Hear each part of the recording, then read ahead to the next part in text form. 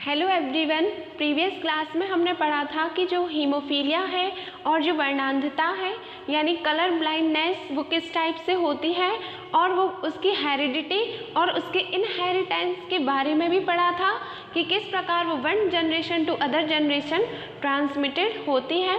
Then इसके बाद हमारे लिए पढ़ना है कि जो लिंग गुणसूत्र या जो हमारे जेंडर को डिटर्मिनाइज करते हैं उनमें क्रोमोसोमल मेकअप वगैरह में जो डिसऑर्डर होता है यानी कि गुणसूत्र की संख्या में परिवर्तन हो जाना या उनकी सामान्य संरचना से हटकर उनकी नई संरचना आ जाना या किसी भी प्रकार की विकृति उत्पन्न हो जाना, जैसे कि संख्या भी चेंज हो सकती है क्रोमोसोम्स की और उनके स्ट्रक्चर में भी चेंज आ सकता है।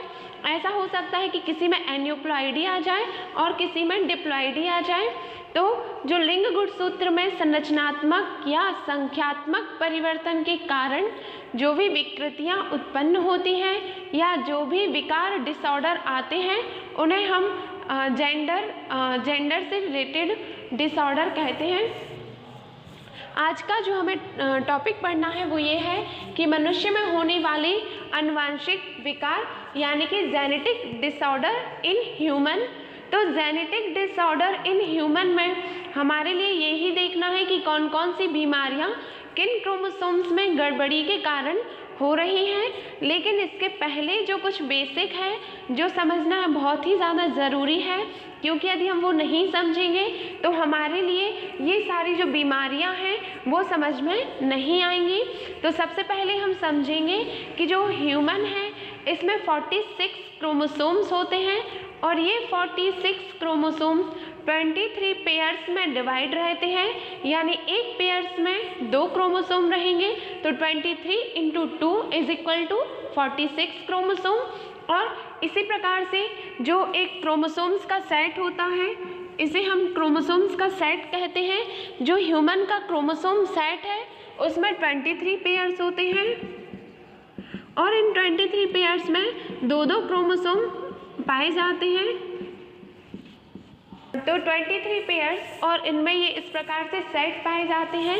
देन इसके बाद हमारे लिए पढ़ना है कि जो हमारे क्रोमोसोम्स के सेट हैं यानी कि जो ये सेट हैं इन सेट में एन्यूप्लॉइडी, डिप्लॉइडी या ट्रिप्लॉइडी के कारण जो डिसीजेस होती हैं उनके बारे में पढ़ना है। तो आपको पता है कि जो हमारे लिंग गुणसूत्र होते हैं उन्हें हम एक्स और वाई से रिप्रेजेंट करते हैं। यदि फीमेल या गर्ल बेबी है तो इसे हम डबल एक्स से, और यदि मेल या नर है तो उसे हम एक्स वाई से रिप्रेजेंट करते हैं। देन अब हम अपने टॉपिक पे आएंगे कि आखिर ये लिंग गुणसूत्र में परिवर्तन के कारण किस प्रकार से आनुवांशिक विकृतियां या विकार उत्पन्न होते हैं। फर्स्ट है हमारा ऑटोसोम्स में संख्यात्मक परिवर्तन के कारण। प्रीवियस क्लास में आपको बताया था कि ऑटोसोम्स क्या होते हैं। आपको पता है कि जो ह्यूमन है उसमें 23 पेयर्स हैं। इस 23 पेयर्स में से जो 22 पेयर्स होते हैं, 22 पेयर्स, ये 22 पेयर्स जो है वो ऑटोसोम्स कहलाते हैं। ऑटोसोम्स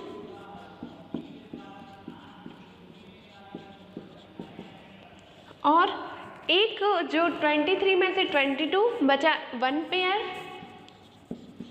इस 1 पेयर में जो क्रोमोसोम्स पाए जाते हैं उन क्रोमोसोम्स को हम लिंग गुणसूत्र कहते हैं।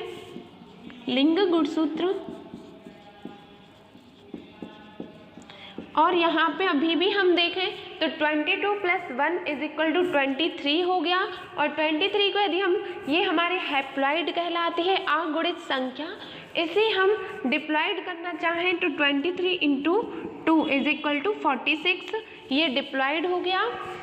तो इस प्रकार से हमने देखा कि जो हमारे 22 पेयर्स थे उनको हमने ऑटोसोम्स कहा, यानी कि जो 22 गुणसूत्र होते हैं, 22 जोड़ी, वो गुणसूत्र हमारे शरीर में लंबाई को और अन्य गुणों को निर्धारित करने का वर्क करते हैं, यानी जो शरीर की संरचना को निर्धारित करते हैं उनको हम ऑटोसोम्स कहते हैं। और जो गुणसूत्र हमारे लिंग को निर्धारित करते हैं या जेंडर को निर्धारित करते हैं इन क्रोमोसोम्स को हम लिंग गुणसूत्र कहते हैं। तो 1 पेयर जो है वो लिंग गुणसूत्र का पाया जाता है। अब यहाँ पे जो फर्स्ट मैंने हेडिंग डाली है वो है ऑटोसोम्स में संख्यात्मक परिवर्तन के कारण, यानी 22 पेयर्स जो है हमारे ऑटोसोम्स के, इनमें संख्यात्मक परिवर्तन यानी कि इनके नंबर में गड़बड़ी के कारण कौन कौन सी बीमारियां होती हैं। अब नंबर में चेंज इस टाइप से हो सकता है कि 22 है तो 24 हो गया, 24 है तो 25 हो गया, यानी नंबर में यहाँ पे चेंज हो रहा है और इस चेंज के कारण जो डिसऑर्डर होता है उसके बारे में पढ़ना है। तो इसका एग्जाम्पल है डाउन सिंड्रोम। जो हमारा डाउन सिंड्रोम है ये ऑटोसोम्स में संख्यात्मक परिवर्तन के कारण होता है। और जो हमारा डाउन सिंड्रोम है, इस डाउन सिंड्रोम की जो खोज है वो लैंगडन डॉन नामक वैज्ञानिक ने की। लैंगडन डॉन नामक वैज्ञानिक ने इसकी खोज की। इसी कारण इस जो सिंड्रोम है, इस सिंड्रोम का नाम डाउन सिंड्रोम रखा, क्योंकि इसकी जो डिस्कवरी है वो लैंगडन डॉन ने की है।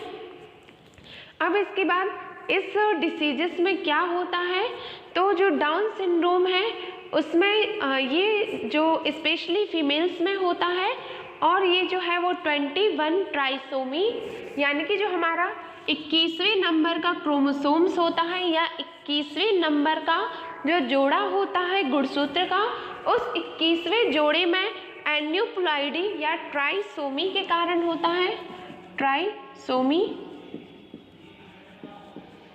और यहाँ पे जो क्रोमोसोमल मेकअप पाया जाता है वो क्रोमोसोमल मेकअप 21 ट्राइसोमी यानी 21वें गुणसूत्र में एक क्रोमोसोम कम हो जाता है और इस कारण ये जो डाउन सिंड्रोम है वो होता है।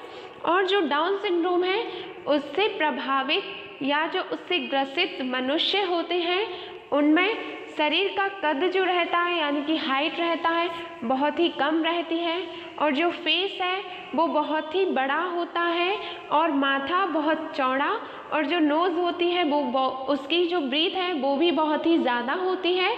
देन जो डाउन सिंड्रोम से जो प्रभावित व्यक्ति होते हैं वो मंगोल जाति के लोगों के समान दिखते हैं। इस कारण जो डाउन सिंड्रोम है इसे हम मंगोलियन इडियट्स भी कहते हैं, यानी जो डाउन सिंड्रोम से प्रभावित व्यक्ति हैं उनके जो हाथ होते हैं वो बहुत लंबे, हथेलियाँ बहुत चौड़ी, लेकिन जो उनकी फिंगर्स होती हैं वो बहुत ही स्मॉल होती हैं। इस कारण डाउन सिंड्रोम से प्रभावित व्यक्ति मंगोलियन जाति या मंगोलियन स्पीसीज के जैसे दिखता है। इसी कारण इसे हम इससे जो प्रभावित व्यक्ति होते हैं उन्हें मंगोलियन इडियट्स कहते हैं, मंगोलियन इडियट्स, मंगोलियन इडियट्स कहते हैं। और ये जो है इसमें 21वें गुणसूत्र में ट्राइसोमी के कारण होता है और इसमें जो क्रोमोसोमल मेकअप होता है वो 44 प्लस XX होता है, यानी कि एक जो क्रोमोसोम होता है वो कम होता है। और इसके बाद डाउन सिंड्रोम हमने देखा कि किस प्रकार से है और इसके सिम्टम्स यानी कि लक्षण क्या हैं। अब इसके बाद हमारे लिए पढ़ना है कि जो ऑटोसोम्स में चेंज हो रहे थे, ऑटोसोम्स के नंबर्स में, उनसे डाउन सिंड्रोम हुआ और जो हमारे लिंग गुणसूत्र हैं उनमें अब चेंज होगा तो किस प्रकार से डिसऑर्डर ह्यूमन में प्रेजेंट हो सकते हैं। तो यहाँ पे जो सेकंड है वो है लिंग गुणसूत्र में संख्यात्मक परिवर्तन के कारण। अभी आपको बताया कि जो ह्यूमन है इसमें 1 पेयर लिंग गुणसूत्र का पाया जाता है और इसमें जो फीमेल है उसे XX से और मेल को XY से रिप्रेजेंट करते हैं। अब यदि हम बात करें कि लिंग गुणसूत्र की संख्या में किस टाइप से परिवर्तन होगा, तो इसमें 2 डिसीजेस होती हैं। पहला है टर्नर सिंड्रोम और दूसरा है क्लाइनफेल्टर सिंड्रोम। फर्स्ट हम बात करें कि टर्नर सिंड्रोम क्या है, तो जो टर्नर सिंड्रोम है उसमें आपको पता है कि जो ह्यूमन का क्रोमोसोमल मेकअप होता है, क्रोमोसोमल मेकअप क्रोमोसोमल मेकअप, इस क्रोमोसोमल मेकअप में क्या होता है कि ये जो हमारे क्रोमोसोम्स हैं ये 44, आपको पता है ये हमारे ऑटोसोम्स हैं, इनको हम 22 पेयर्स लिख सकते हैं, बचा 1 पेयर। तो यहाँ पे जो 44 प्लस जो हमारा टर्नर सिंड्रोम है, उस टर्नर सिंड्रोम में एक जो एक्स क्रोमोसोम है वो प्रेजेंट नहीं होता, और ये जो डिसीजेस है इसके क्रोमोसोमल मेकअप को X0 44 प्लस X0 से दर्शाते हैं।